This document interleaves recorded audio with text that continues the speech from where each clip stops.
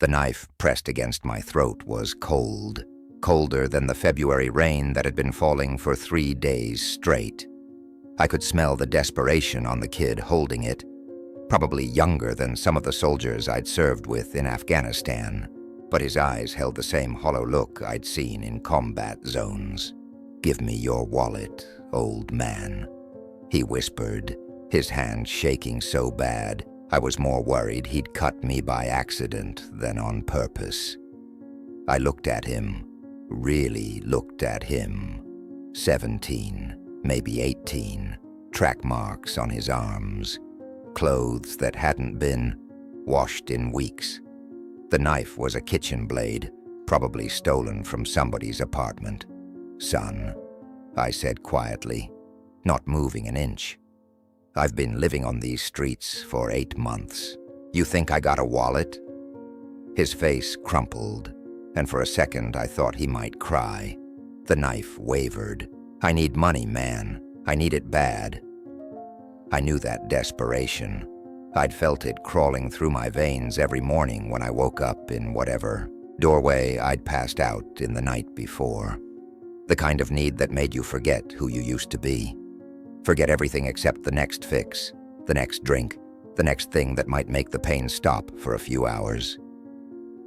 "I got nothing," I said, keeping my voice steady. "But there's a soup kitchen 6 blocks south of here. Opens at 5. Tell them Sarge sent you." He stared at me like I'd spoken a foreign language. "You're not gonna call the cops?" "What cops? You see any cops down here in the tunnels?" We were under the overpass where I'd been sleeping for the past week, hidden from the rain and the wind and the world above that pretended people like us didn't exist. The kid lowered the knife, his whole body sagging. "I'm sorry," he whispered. "I'm so sorry. I can't. I need help." "I know," I said. And I did know. I knew exactly how he felt. He stumbled away into the darkness and I slumped back against the concrete pillar, my heart hammering against my ribs. 18 months ago, I was Sergeant Thomas Kellerman, 3rd Infantry Division, 2 tours in Afghanistan, decorated veteran with a steady paycheck and a little apartment in Riverside. Now, I was just another piece of human garbage under a bridge. So far gone that even the desperate thought I had something worth stealing. That was the night before everything changed. The night before, a kid with kind eyes and $5 showed me that sometimes salvation comes in the smallest packages. The next morning, I dragged myself up from under the overpass and made my way to 5th Street. The rain had stopped, but the February air cut through my jacket like it was made of paper. I'd found the jacket in a dumpster behind a Goodwill. Desert camo, probably belonged to another vet who'd given up trying to make it work. The name tape was gone, but you could see the outline where it used to be. I set up my usual spot outside the Starbucks with my cardboard sign and my paper cup. "Homeless veteran, anything helps. God bless." The words were starting to fade from the rain, but people could still read them if they bothered to look down. Most didn't. The morning rush was in full swing. Men in expensive suits talking on phones, women in high heels clicking past like they were late for something important. Students with backpacks and earbuds who moved through the world like they owned it. I might as well have been invisible. I watched a businessman drop his coffee cup 3 feet from me, not even glancing down. As it rolled toward my feet, watched a woman pull her purse closer when she walked past, like poverty was contagious. Watched a cop car slow down, the officer inside giving me the look that said, "Move along before I make you move along." This was my life now. This was what I'd become. I tried not to think about before, about the medals in my dresser drawer and the commendations and the brothers I'd served with who called me a hero, about my ex-wife, Lisa, who'd tried to hold on for 2 years after I got back before, finally admitting she couldn't save someone who didn't want to be saved, about the job at the construction company that I'd lost when the drinking got too bad, and the apartment I'd been evicted from when the checks stopped coming. I tried not to think about the pills that were supposed to help with the nightmares, but only made everything fuzzy around the edges, or the bottles that filled in the gaps the pills left behind. I tried not to think about the morning I woke up in a hospital bed with a social worker, telling me I'd been found unconscious behind a 7-Eleven with a blood alcohol level that should have killed me. I tried not to think about any of it, because thinking made the hollow feeling in my chest worse. And when that feeling got too big, I needed things that cost money I didn't have. It was almost 10 o'clock when I saw him, a kid, maybe 13, walking down 5th Street with a backpack over one shoulder and a look on his face like he was thinking about something serious. Asian, slight build, wearing jeans and sneakers that looked new but not expensive. He was walking slowly, not rushing like everyone else, and when he got about 20 feet away from me, he stopped, just stopped and stared. I was used to stares. Usually they came with disgusted expressions or hurried steps in the opposite direction. But this kid was different. He was looking at me the way you'd look at a puzzle you were trying to figure out, his head tilted slightly to one side. I went back to watching the sidewalk, expecting him to move on like everyone else. But when I glanced up a minute later, he was still there, still staring. "You okay, kid?" I called out. He jumped a little like he hadn't expected me to talk. Then he walked over, stopping about 5 feet away, close enough to talk, far enough to run if he needed to. "Are you really a veteran?" he asked. The question caught me off guard. Most people didn't ask. They either believed the sign or they didn't. But they didn't ask. "Yeah," I said. "Army. 2 tours in Afghanistan." He nodded, like this confirmed something he'd been thinking. "My mom says a lot of veterans end up homeless, that the government doesn't take care of them like they should." "Smart kid. Your mom sounds like she knows what she's talking about. She's a nurse. She sees a lot of different people." He shifted his backpack to his other shoulder. "What's your name?" "People call me Sarge. That's not your real name." It wasn't a question. This kid was sharp. "No, it's Thomas. Thomas Kellerman. I'm Marcus. Marcus Chen." He paused, looking at my sign, then back at my face. "When's the last time you ate something?" I had to think about it. Yesterday, the day before. Time moved differently. When you lived on the streets, days blended together into one long stretch of cold and hunger, and the constant search for enough change to buy whatever might make you feel human for a few hours. "I'm not sure," I admitted. Marcus nodded again, like this was also something he'd expected. "There's a McDonald's 2 blocks down. You want me to get you something?" I stared at him. In 8 months of sitting on sidewalks with my cup and my sign, exactly 3 people had given me food. One was a homeless woman who shared half a sandwich she'd gotten from a church. One was a middle-aged man who handed me a bag of leftover Chinese food without making eye contact. One was a little girl who dropped a granola bar in my cup while her mother wasn't looking. Nobody had ever asked what I wanted. Nobody had ever offered to go buy something fresh. "You don't have to do that," I said. "I know I don't have to. I want to." He pulled a crumpled $5 bill out of his pocket. "My mom gave me this for lunch, but I already ate. She packs me a sandwich every day." There was something in his voice when he said it. Something that made me think this wasn't just about the money. This was about something bigger. "Why?" I asked. He was quiet for a long moment, looking down at his sneakers. When he spoke, his voice was softer than before. "Because you look like you need someone to be kind to you."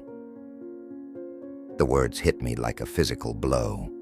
I felt my throat tighten and had to look away, blinking hard. When was the last time someone had been kind to me? When was the last time someone had looked at me and seen a human being instead of a problem to avoid? Okay, I managed. Yeah, that would be good. Marcus smiled, the first real smile I'd seen directed at me in months, and headed toward McDonald's. I watched him go, this skinny kid with the oversized backpack, and something shifted in my chest. Not hope, exactly, because I'd learned not to hope for things, but something close to it. He came back 15 minutes later with a bag that smelled like heaven and a large coffee that was still steaming. "I got you a Big Mac meal," he said, sitting down on the sidewalk next to me like it was the most natural thing in the world. And coffee, black, because that's how my dad used to drink it. Used to. Past tense. I filed that away as I unwrapped the burger with hands that were shaking slightly. The first bite tasted better than any meal I'd had in a 5-star restaurant. Back when I had money for 5-star restaurants. "This is good," I said around a mouthful of food. "Real good, thank you." "You're welcome." Marcus was watching me eat with a satisfied expression, like feeding me was making him happy too. "Can I ask you something? What was it like? Over there, I mean. In Afghanistan." I paused mid-bite. Most people didn't want to hear about Afghanistan. They wanted to support the troops from a comfortable distance, but they didn't want the details. They didn't want to know about the heat and the dust and the constant fear, or about watching friends die, or about coming home to a world that had moved on without you. But there was something in Marcus's eyes that made me think he really wanted to know. Not because he was curious about violence or war stories, but because he was trying to understand something. "Hot," I said finally. "Always hot. Even at night. It was like being inside an oven, and dusty. Everything was covered in dust all the time. Your clothes, your gear, your food. You'd take a shower and be dirty again 5 minutes later." Marcus nodded, listening intently. "But that wasn't the hard part," I continued. "The hard part was watching your back every second of every day. Never knowing if the guy walking toward you was just going to work, or if he had a bomb strapped to his chest.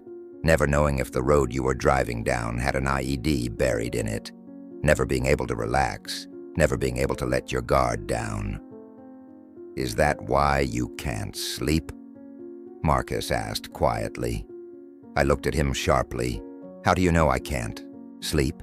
You've got bags under your eyes, and you keep looking around like you're watching for something." He shrugged.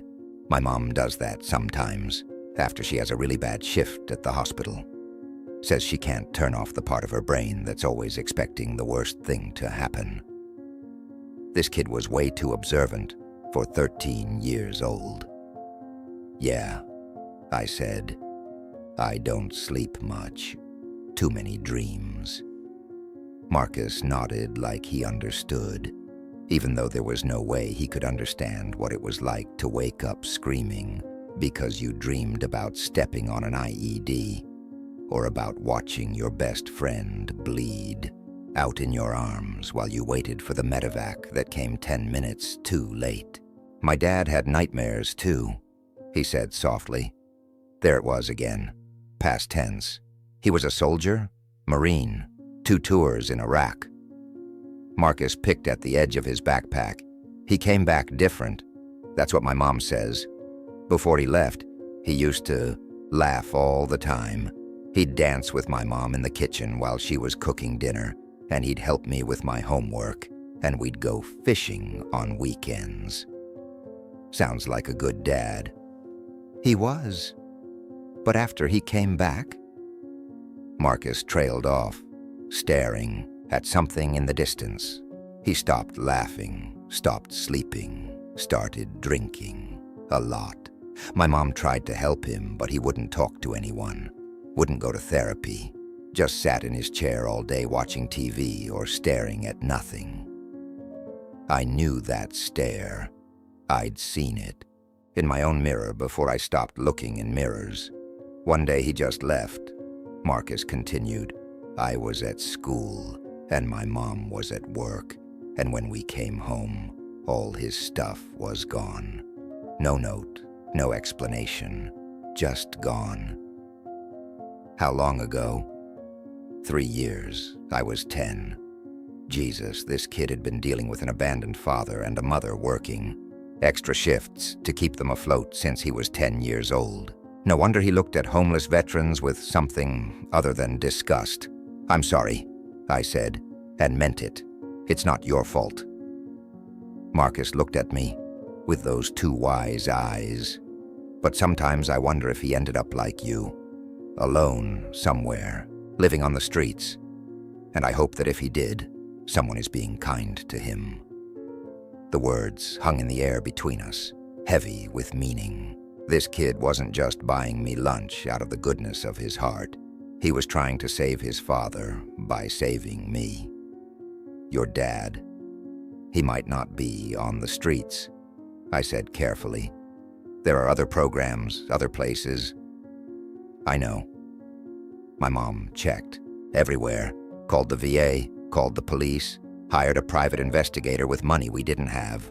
Marcus shrugged, but I could see the pain in his shoulders. He doesn't want to be found.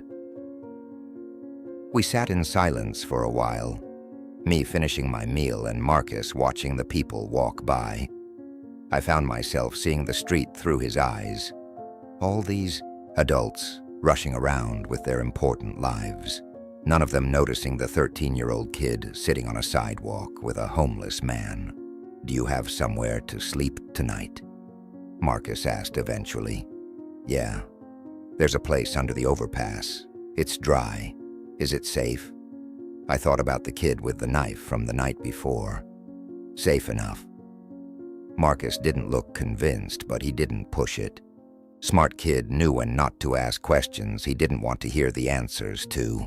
I should get going, he said, standing up and brushing off his jeans. My mom gets worried if I'm too late.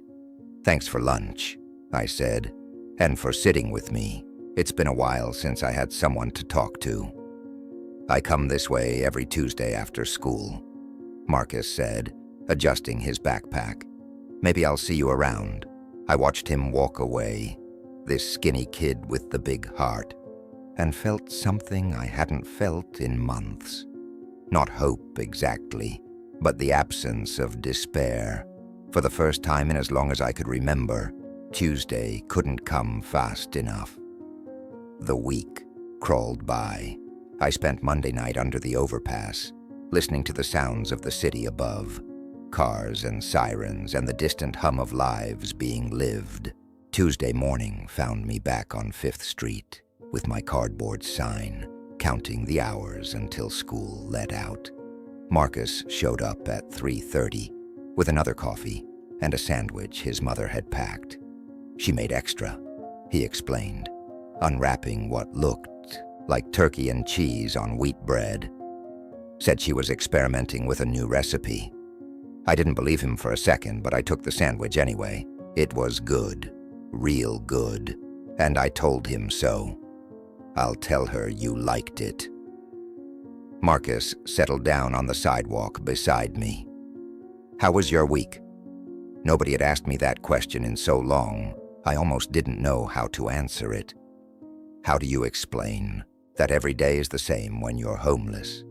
How do you describe the constant cycle of looking for food, looking for a place to sleep, looking for enough change to buy whatever might quiet the noise in your head?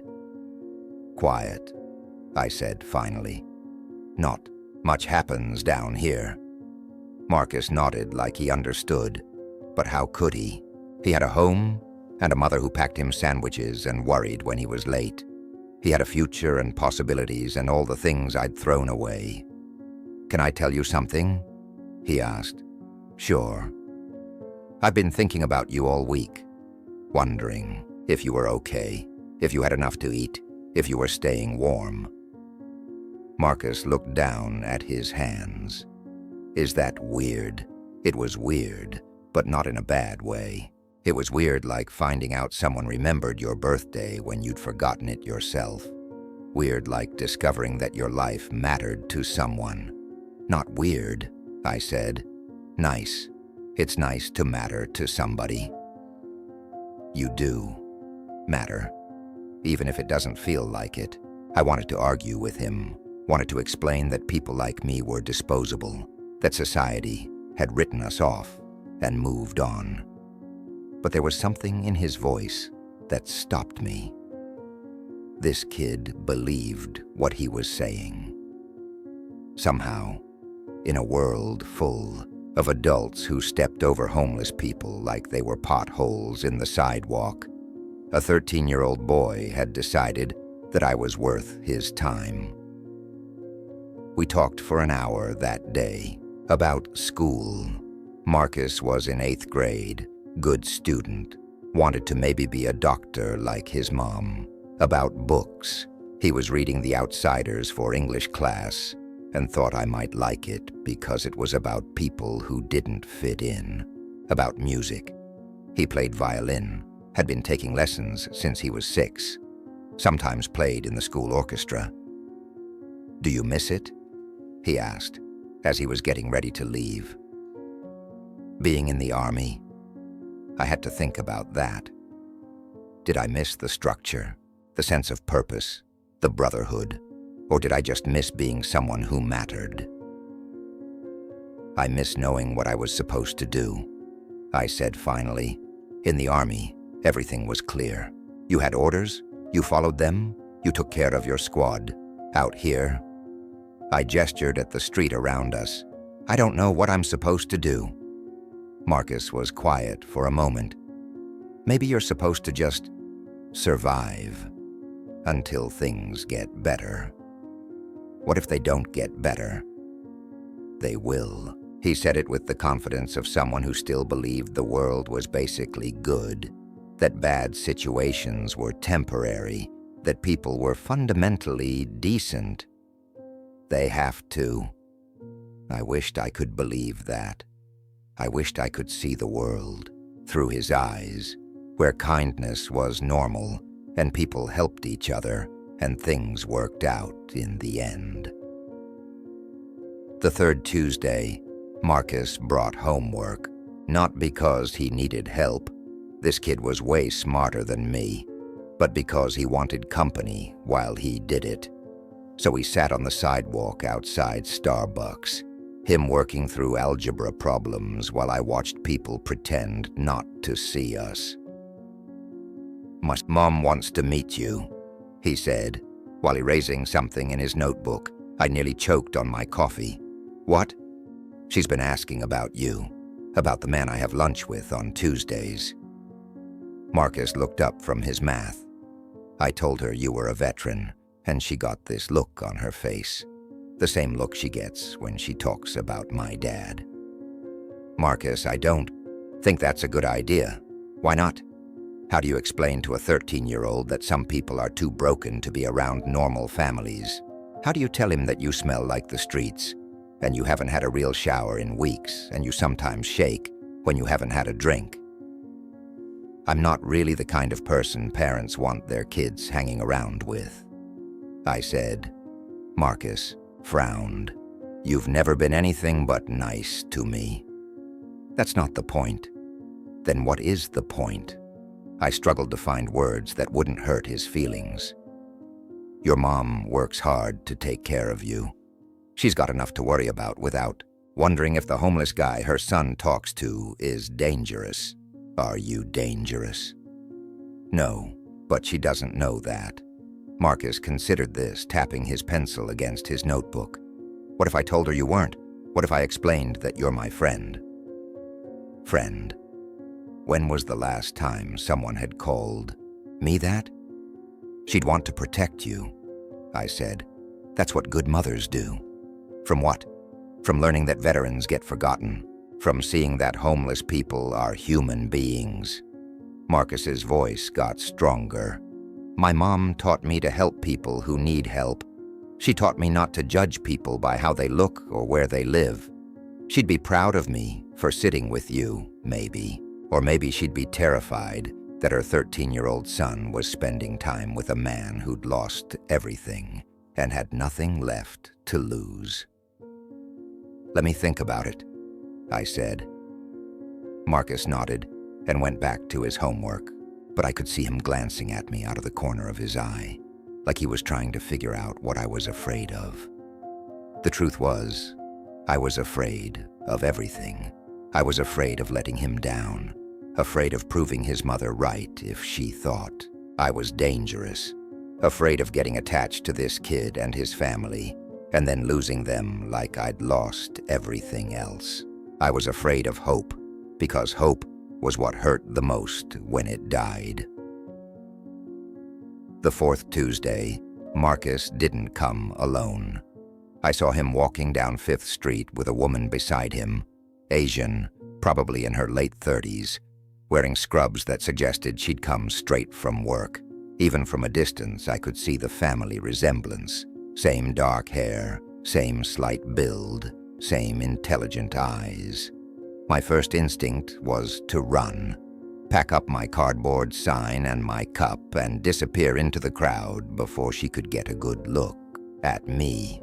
But Marcus had spotted me, was waving with that same bright smile he'd been giving me for weeks. "Tom," he called out, "this is my mom." Dr. Linda Chen was smaller than she'd looked from a distance, but there was nothing small about the way she carried herself. She approached with the confident stride of someone used to making life and death decisions, her eyes taking in every detail of my appearance with professional thoroughness. "Mr. Kellerman," she said, extending her hand. "I'm Linda Chen. Marcus has told me a lot about you." I stared at her hand for a moment before taking it. Her grip was firm, warm, and she didn't pull away quickly like some people did when they touched. "Homeless folks, ma'am," I said, because my mother had raised me to be polite to ladies, even if I'd forgotten most of her other lessons. "Please, call me Linda." She looked around, taking in the Starbucks, the sidewalk, the steady stream of people walking past. "Would you mind if I joined you two for coffee?" I glanced at Marcus, who was practically bouncing with excitement. "It's, your son's show," I said. "I'm just along for the ride." Linda smiled, the same warm smile Marcus had inherited, and settled down on the sidewalk beside us like she sat on dirty concrete every day. Marcus ran into Starbucks and came back with 3 coffees and a bag of pastries. "So," Linda said, accepting her coffee, "Marcus tells me you served in Afghanistan." "Yes, ma'am. 2 tours with the 3rd Infantry Division." "Thank you for your service." She said it simply, without fanfare, but with a weight that told me she meant every word. "Thank you for raising a good kid," I replied.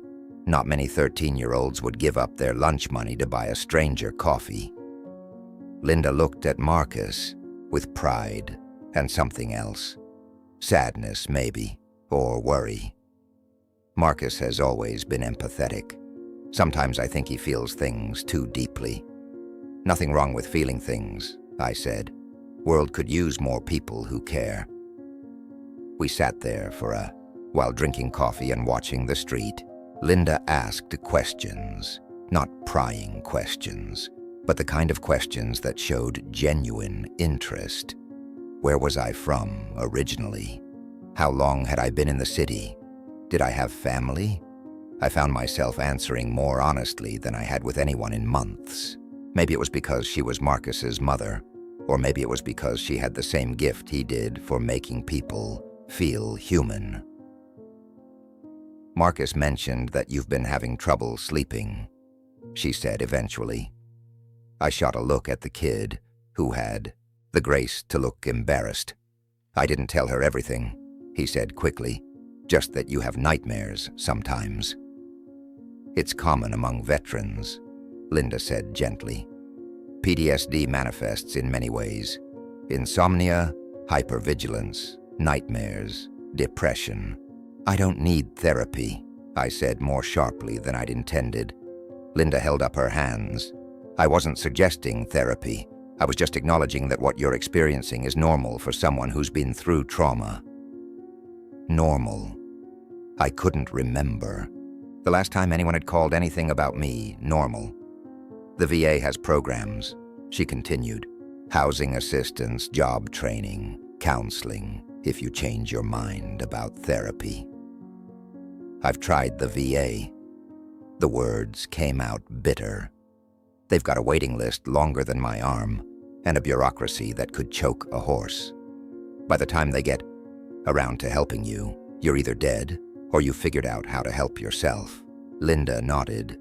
I work with a lot of veterans at the hospital. I hear that frustration constantly. Then you know why guys like me end up on the streets. I know the system is broken, she said, but I also know that you don't have to stay broken. I wanted to argue with her, wanted to explain that some things couldn't be fixed, that some people were too far gone to save. But Marcus was sitting there looking hopeful, and Linda was looking at me like she saw something worth saving, and I didn't have the heart to crush their optimism. I should let you two get home, I said instead. It's getting late. Actually, Linda said, I was wondering if you'd like to have dinner with us sometime. Nothing fancy, just a home-cooked meal. I stared at her. Ma'am, you've been kind to my son. You've listened to him, treated him with respect, made him feel like he's making a difference. That means something to me. I'm not exactly dinner party material. Neither are we, Marcus piped up. We eat off paper plates and watch Netflix while we eat. Linda laughed. What he said, very casual. And you'd be doing me a favor. Marcus talks about you constantly, and I'd like to get to know the man who's become so important to him. Important. There was that word again. I don't know, I said. Think about it, Linda said, standing up and brushing off her scrubs. The invitation is open whenever you're ready. She walked away with Marcus, leaving me sitting on the sidewalk with my head spinning. A dinner invitation from a real family with a real home who wanted to include me like I was somebody worth including. I tried to convince myself it was pity, that Linda felt sorry for the homeless man her son had adopted, but there had been something in her eyes, something that looked less like pity and more like understanding.